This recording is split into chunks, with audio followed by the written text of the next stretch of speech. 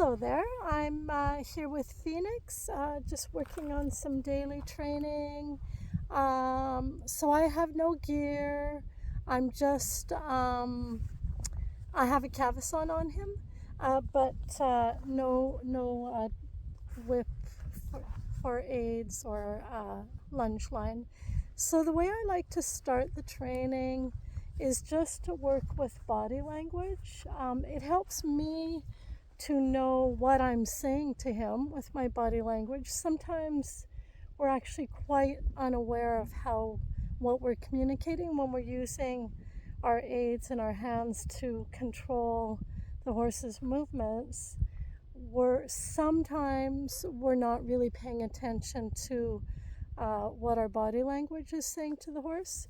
So this is why I like to always start this way, so that I'm really tuned into him and he's really tuned into me, and we have a feel for each other with body language. And then from there, I can start to play around with shaping his body and moving the shoulders and the hips and the head position, and kind of playing with all of those things. Um, so what I'm doing is not in any way controlling his movement, not saying anything is right or wrong. I'm just exploring our communication with each other and exploring what it takes for him. Like if I decide I want to change the direction, or I want him to be from the outside to the inside or inside to the outside of me, what does it take for me to show him that with body language? Sometimes, and both sides are different with him. So on one side, I usually have to give him a lot more space to change direction with me, and so I feel for that space until he makes the change of direction. And on the other side, he can do it much more closely to me. So I'm just sort of exploring all of that. So I'll just show you, and you can see what you think. Okay.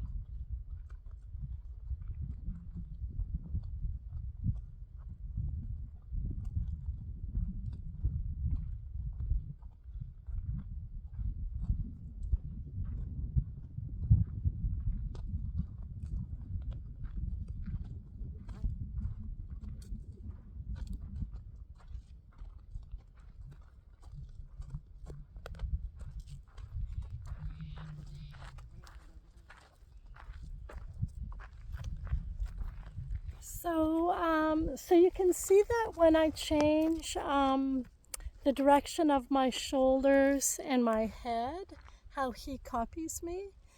So it's really cool to play around with this and observe those things.